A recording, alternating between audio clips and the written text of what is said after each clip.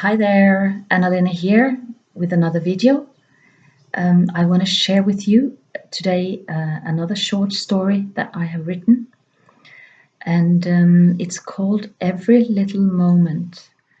And a subtitle will be something like, Do we really have to die or be dying in order to fall in love with life and in order to fall in love with ourselves and who we are?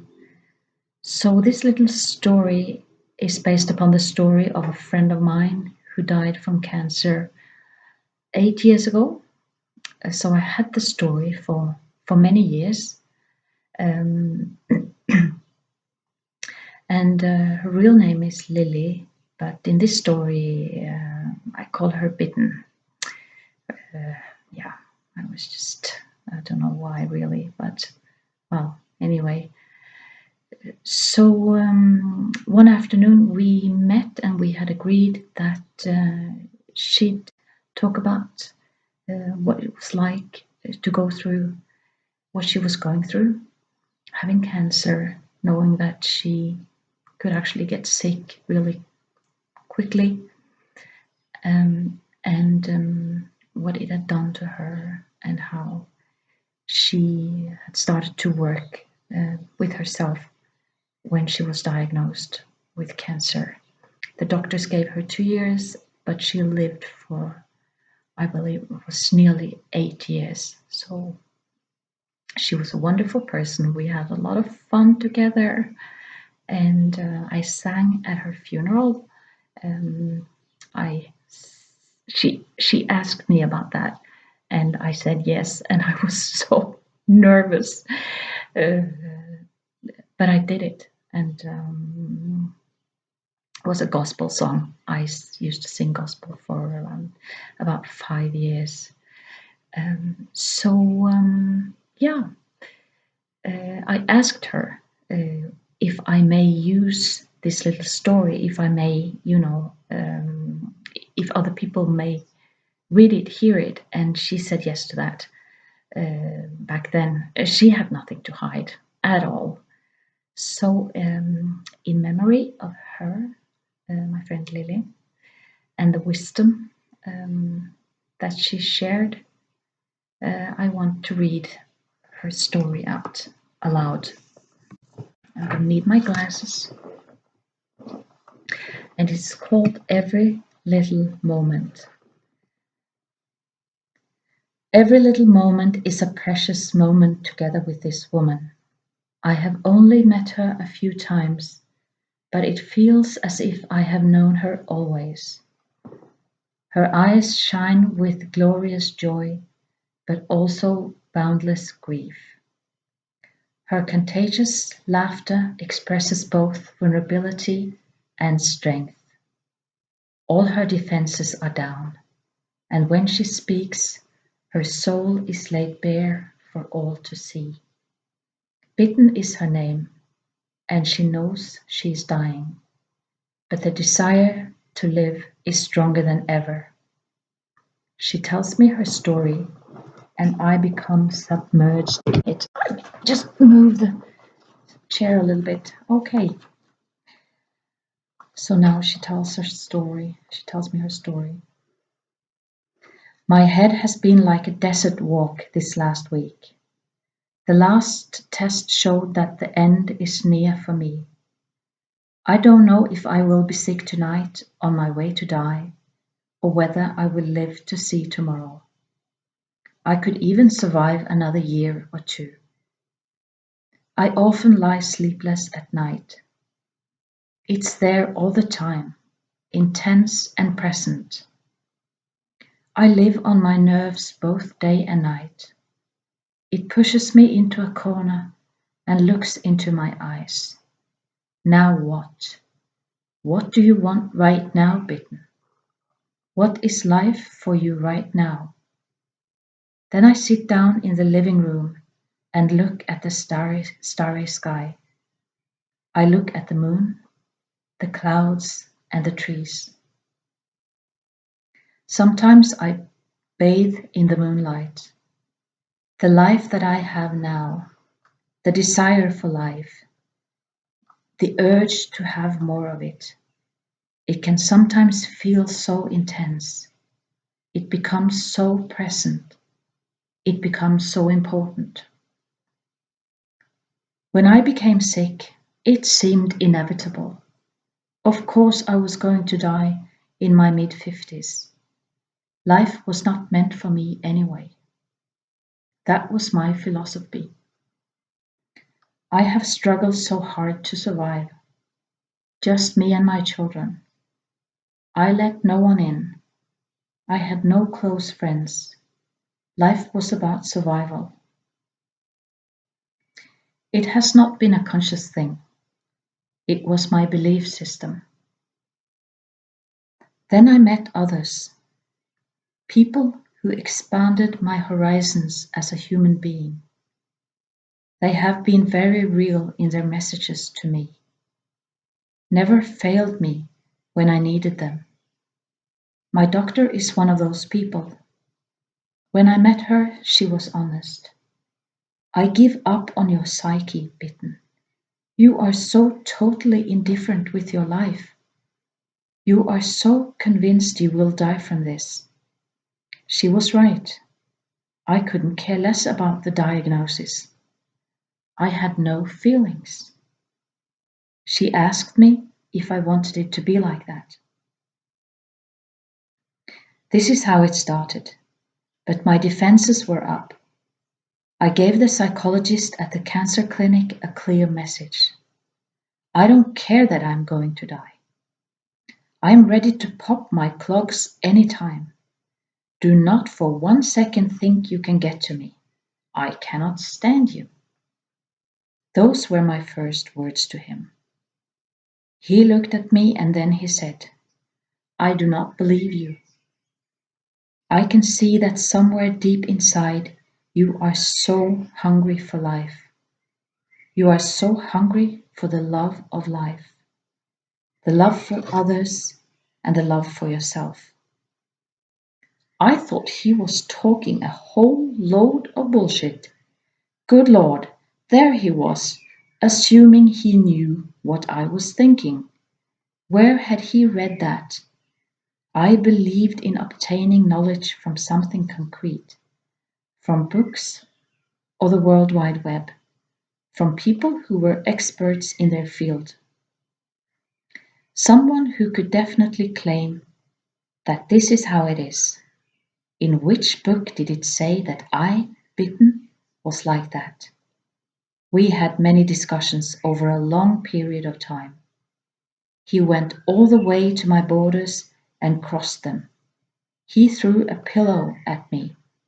I was to be put in a grinder and made into minced meat. That hurts, you know. It has been a brutal battle to release the patterns that were mine for so many years. I have met helpers on my way. They have made me swear and shout and fight. There have been times when I have been in serious deep water. I have contemplated murder when the waves were at their highest. One of the therapists who challenged me the most cannot tolerate the sight of me today. I have also confronted her. It makes me feel uneasy that I have been so hard at times.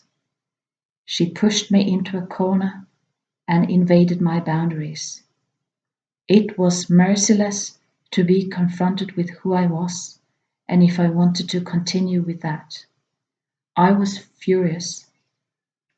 It was my life struggle to let it go. But it has also been my greatest joy.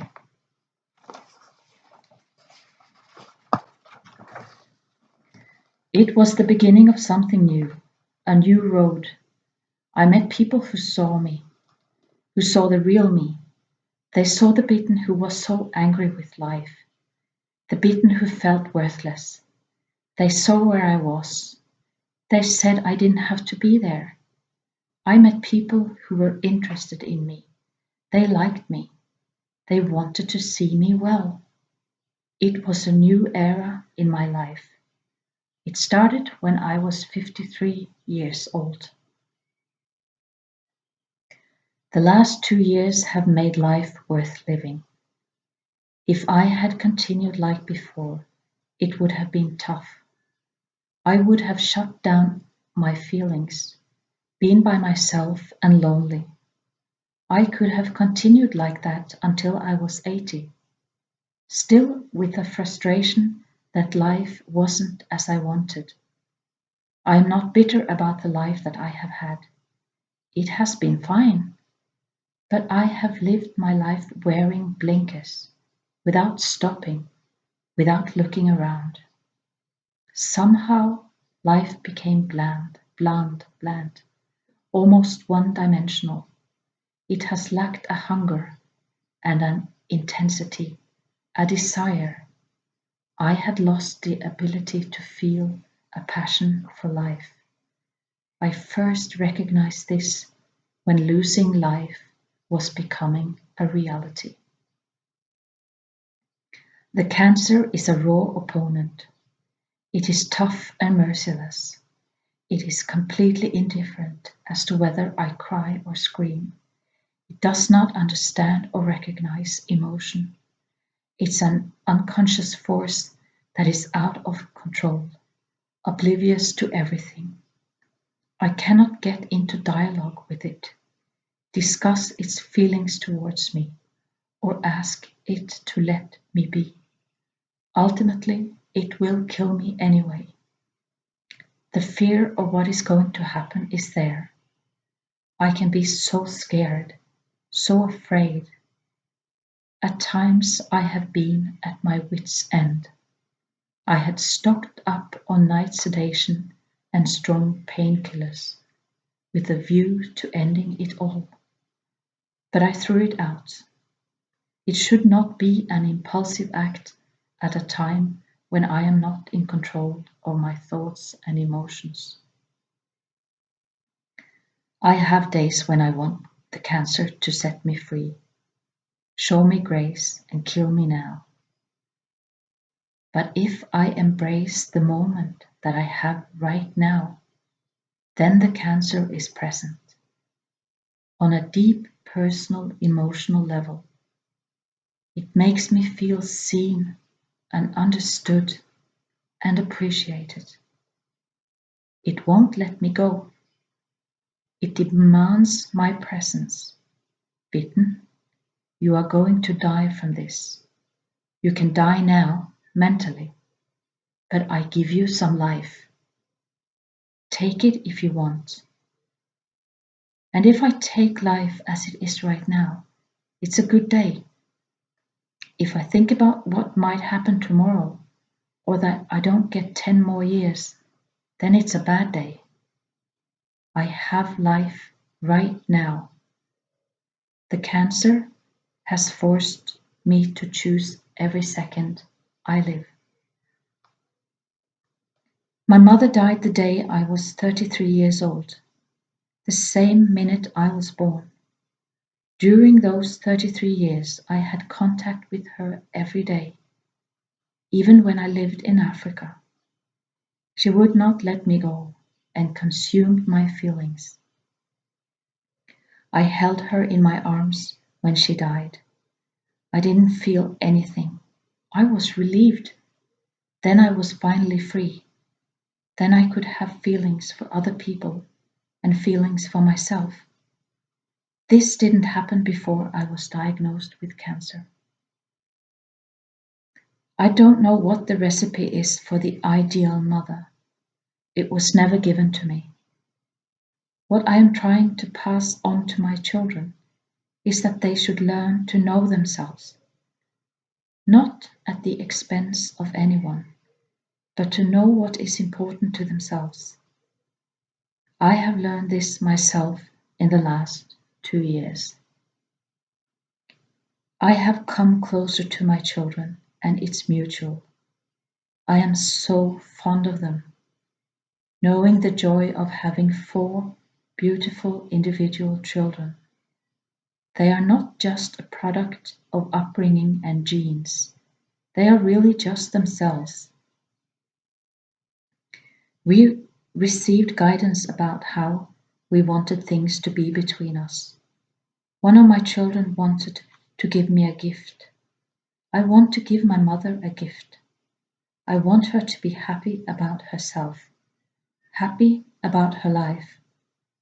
This was her gift to me. Not that I should have a long life, not that I should meet a need for her, but that I should love myself and love my life. I am okay. I am good enough. I am good in this world. Not as a mother, not as a professional, not as a friend, nor as a colleague, but that I am me, bitten, and I can feel that whatever happens, I am good enough. This is self-worth, and I have a presence with myself now. I enjoy being me. I have a desire to get to know myself. I will not follow my 4 children much longer in their lives. It can drive me crazy. I would love to be there for them, to be the one they visited, a grandmother with muffins and homemade jam. Be there when their lives become difficult.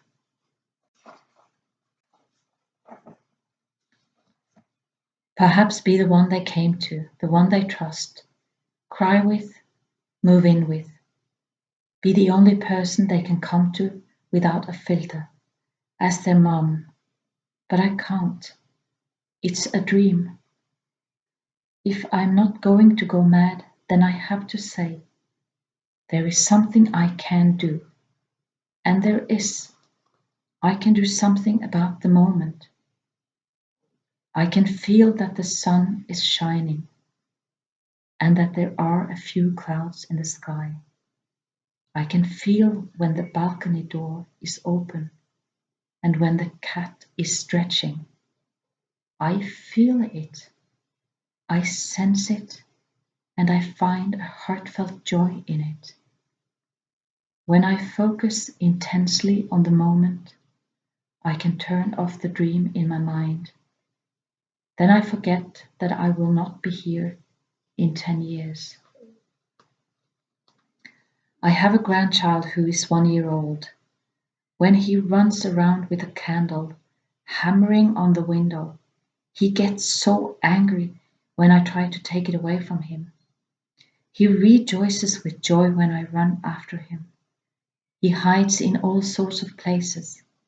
It's his whole world. Seeing this tiny human being so absorbed in the moment, it's so exciting.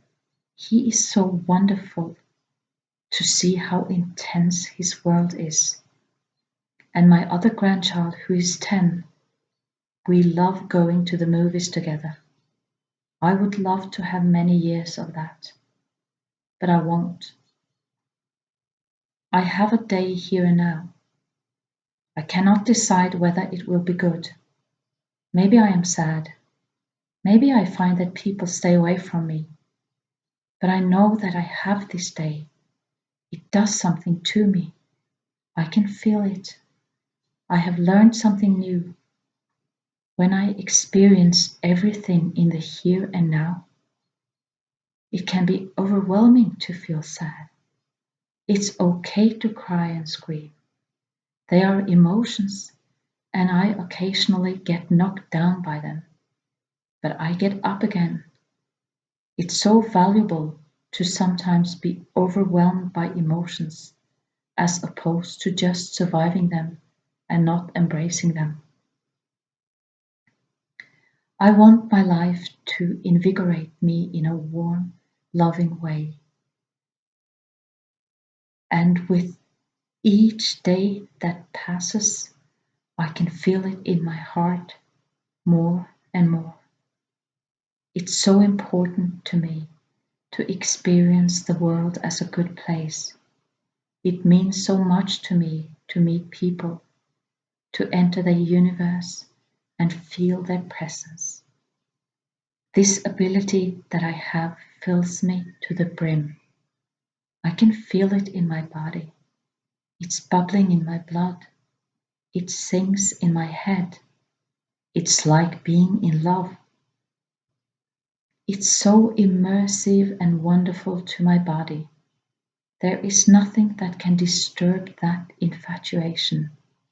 The external circumstances are not so important. It feels so alive. If I can preserve that intensity to the day I die, the desire to live life in the moment, then I can surround myself with my children and friends.